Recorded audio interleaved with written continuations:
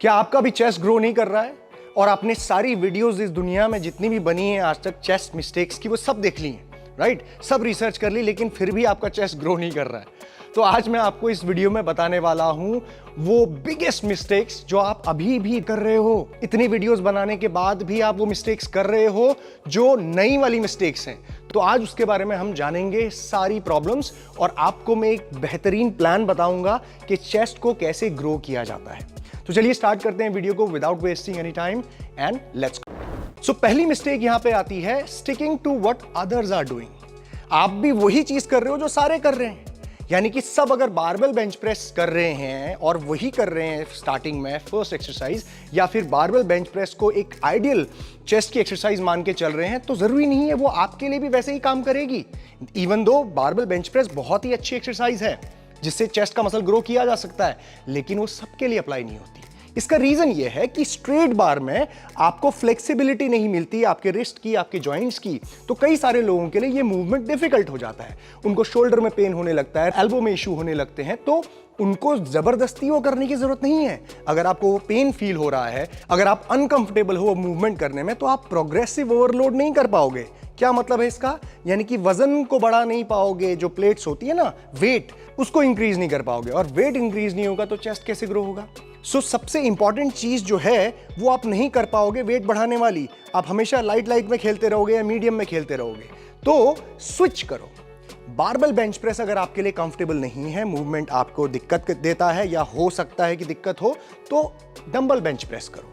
Dumbbell में आपको flexibility मिलेगी एल्बो को मूव करने की, रिस्ट को थोड़ा अंदर बाहर करने की, अपने बॉडी के जॉइंट्स के हिसाब से, अपने हाथों की लंबाई के हिसाब से, अपने बॉडी के स्ट्रक्चर के हिसाब से जॉइंट किस तरीके से बने हैं आपके, ठीक है? चाहे तो मशीन प्रेसेस भी कर सकते हैं। मशीन जो प्लेट लोडेड मशीन होती है, आपकी केबल वाली मशीन होती हैं, उसमें आप प्रेस मूवमेंट कर सकते हैं। तो स्विच करो।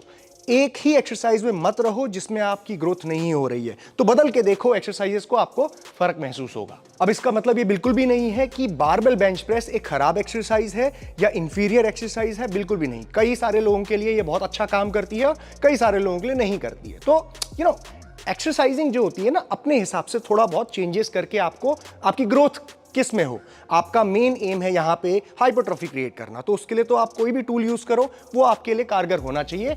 यही आपका एम होना चाहिए, ठीक है? पावर लिफ्टिंग कर रहे हो वो बात अलग। गाइस, अगर इसी तरीके से आपको हर मसल पार्ट की एक्सरसाइजेस को समझना है स्टेप वाइज कि कैसे मसल काम करता है, चेस्ट का, डेल्ट का, लेग्स का, आर्म्स, बाइसेप्स का, ट्राइसेप्स का, और आपको ये समझना है कि कौन सी एक्सरसाइज आपको करनी चाहिए, कैसे करनी चाहिए, तो आप मेरा वीडियो कोर्स कर सकते हैं हिमालयन स्टाइलियन एकेडमी में, जो मैं खुद से हिंदी में आपको पढ़ाता हूँ। 1 महीने का आपको एक्सेस मिलता है और साथ ही साथ वर्कशॉप सर्टिफिकेट भी मिलता है। और ये एक ऐसी लर्निंग है जो आपकी ज़िंदगी भर काम आएगी। सो सीखना बहुत इंपॉर्टेंट है, जैसे मैं हमेशा कहता हूँ। अगर आप ये करना चाहते हैं तो नीचे व्हाट्सएप का मैं आपको नंबर दूंगा अपनी टीम का, साथ ही साथ लिंक डाल दूंगा। अगर आप इंटरेस्टेड हो तो आप कर सकते हो, नहीं तो यूट्यूब से तो आप सीखिए। और let's move on to the next point. दूसरा इंपॉर्टेंट पॉइंट आता है not prioritising the weaker heads. अब देखो, वीकर हेड का मतलब क्या है? जो आपका कमजोर हेड है। पेक्टोरलिस मसल होता है ना, चेस्ट का जो मसल है, उसको पेक्टोरलिस मेजर और माइनर में रखा जाता है, ठीक है? माइनर अंदर होता है, मेजर बाहर जो नजर आता है, राइट? क्लेविकुलर हेड, उसके बाद एक्सटर्नल कॉस्टल, उसके बाद एब्डोमिनल हेड। तो कई सारे लोगों का, यानी कि ज्यादातर लोगों का जो अपर चेस्ट होता है, यानी कि जो आपका क्लेविकुलर हेड है, यहाँ के क्लेविकुलर बोन से जो निकलता है, वो वीक होता है। पता है कि मेरा अपर चेस्ट वीक है, लेकिन फिर भी जो है फ्लैट बेंच से स्टार्ट करते हैं, फ्लैट डंबल प्रेस से स्टार्ट करते हैं। भाई, अगर आपका चेस्ट वीक है, अपर चेस्ट, तो फोकस करो ना अपर मूवमेंट्स में, इंक्लाइन मूवमेंट्स में। स्टार्ट उससे करो। स्टार्ट करो जब आप फ्रेश हो, हैवी वेट लिफ्ट कर पाओगे, इंक्लाइन में डंबल प्रेस या फिर बेंच प्रेस, बारबेल से कोई भी फ्लाई मूवमेंट भी दो इंक्लाइंड में, ताकि आपका अपर चेस्ट ज्यादा ग्रो करे। सो प्रायोरिटाइज करना मसल्स को, यही स्मार्ट तरीका है अपने मसल को ग्रो करने का, हाइपरट्रॉफी क्रिएट करने का।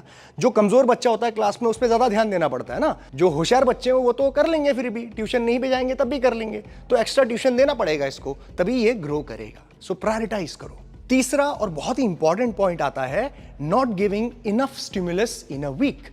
अब देखो, एक हफ्ते में आप इनफ उसको मसल को तोड़ नहीं रहे हो आपके चेस्ट के, अगर वो वीक है तो, ठीक है? तो उसको ज्यादा तोड़ना पड़ेगा, फ्रीक्वेंसी बढ़ानी पड़ेगी। अगर आप एक ही बार ट्रेन करते हो हफ्ते में, सोचते हो कि चेस्ट मैंने डिस्ट्रॉय कर दिया और आपका चेस्ट भी कमजोर है, तो आपका चेस्ट जो है इनफ उसको जो चाहिए ना मार, वो नहीं मिल रही है। सो उसको हफ्ते में 2 बार ट्रेन करो, ठीक है। इसे कहते हैं फ्रीक्वेंसी बढ़ाना। अगर आप मंडे को चेस्ट ट्रेन कर रहे हो तो एक दिन ऐसा और रखो, थर्सडे या फिर फ्राइडे व्हाटएवर, उस दिन दोबारा ट्रेन करो। कैसे कर सकते हो? आप अपनी चेस्ट की एक्सरसाइजेस को डिवाइड करो। टोटल पूरे वीक में आप 6 से 7 एक्सरसाइजेस को डिवाइड कर लो, जिसमें आपकी इंक्लाइंड भी आ गई, फ्लैग भी आ गई, डिक्लाइन भी आ गई, फ्लाइज भी आ गई। तो ये सारे मूवमेंट्स को आप 6 से 7 एक्सरसाइजेस में डिवाइड करिए। पहले दिन आप 3 से 4 एक्सरसाइज लगाओ, दूसरे दिन आप 3 एक्सरसाइज लगाओ। इस तरीके से कंबाइंड पूरे वीक में आपने 2 बार मसल को हिट किया, स्टिमुलस दिया, जिसकी वजह से मसल जो है आपका ज्यादा ग्रो करेगा। क्यों? क्योंकि चेस्ट मसल जो है उसकी रिकवरी हो जाती है, 36 आवर्स में वो रिकवर हो जाता है, fully ready to train again. So Monday को ट्रेन किया, उसके बाद थर्सडे को ट्रेन करो, आपको ज्यादा फ्रीक्वेंसी मिलेगी एंड वो ज्यादा ग्रो करेगा।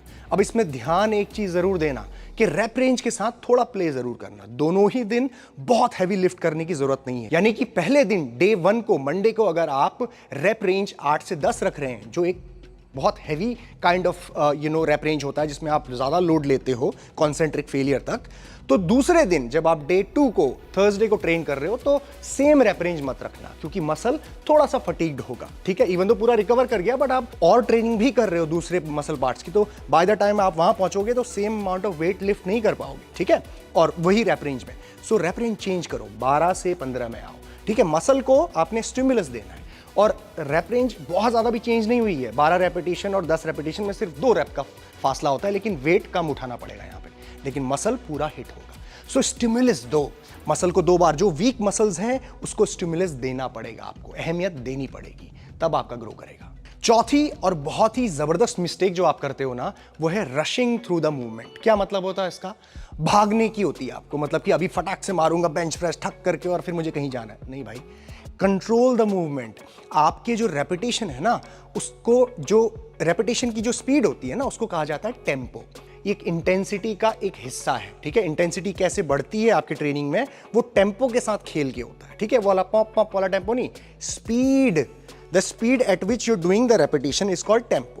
अब आजकल की जेंजी की भाषा में टाइम अंडर टेंशन, TUT कहते हैं ना, टुट, ये आपका टेम्पो से निकला हुआ है, समझे। इंटेंसिटी उसका एक हिस्सा बढ़ाने का टेम्पो ट्रेनिंग, और टेम्पो से निकला है TUT, यानी कि टाइम अंडर टेंशन। कितनी देर तक आपका मसल टेंशन में है, वो टेंशन में कैसे बढ़ेगा, कैसे आएगा? जब आप टेम्पो यानी कि स्पीड ऑफ रेपिटेशन उसको स्लो डाउन करोगे, ठीक है। अब मैं ये नहीं कह रहा हूं कि आधा घंटा लगाओ एक रेपिटेशन करने में, बट बहुत फास्ट मूवमेंट्स मत करो। यहां पे आप प्लायोमेट्रिक्स, एक्सप्लोसिव मूवमेंट्स पे काम नहीं कर रहे हैं, you are focusing on hypertrophy. और हाइपरट्रॉफी का एक बड़ा टूल होता है टेम्पो को स्लो करना, आपके रेपिटेशन को, यानी कि टाइम अंडर टेंशन को बढ़ाना। सिंपली अगर आप बेंच प्रेस कर रहे हो, डंबल प्रेस कर रहे हो, फास्ट कर रहे हो, तो उसी मूवमेंट को उसी वेट से थोड़ा स्लो कर दोगे तो वो एक्सरसाइज टफ बन जाएगी।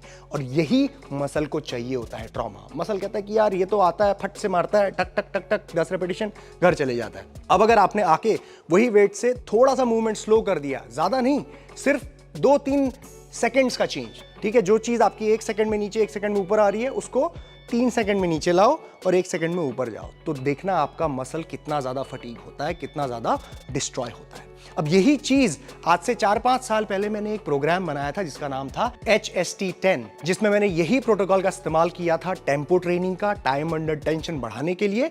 और उस तरीके से आप अपने मसल को कैसे तोड़ते हैं, ये मैंने पूरे उस प्रोग्राम में बनाया हुआ था। तो आप चेक कर सकते हैं, नीचे मैं लिंक डाल दूंगा, प्लेलिस्ट उसकी पूरी सीरीज है, और आप उसको बहुत अच्छी तरीके से फॉलो करेंगे तो आपको मसल बिल्डिंग या फिर फैट लॉस में वो हेल्प करेगी। ऑलराइट, 5वीं और आखिरी मिस्टेक आती है जो बहुत ही डेंजरस भी है, वो आप अभी भी कर रहे हो, जिससे आपको चोट लगने की संभावना तो ज्यादा है ही, साथ ही साथ आपका मसल में एंगेजमेंट नहीं होता, वो है रॉन्ग रिस्ट यूज। सो क्या होता है, जब आप बेंच प्रेस लगा रहे होते हो ना, तो आपका जो ये रिस्ट है ये सीधा होना चाहिए, ठीक है। एल्बो और रिस्ट सीधा, ठीक है, एक लाइन में। कुछ लोग क्या करते हैं, रिस्ट को ऐसा कर देते हैं, ये ऐसा टेढ़ा कर देते हैं।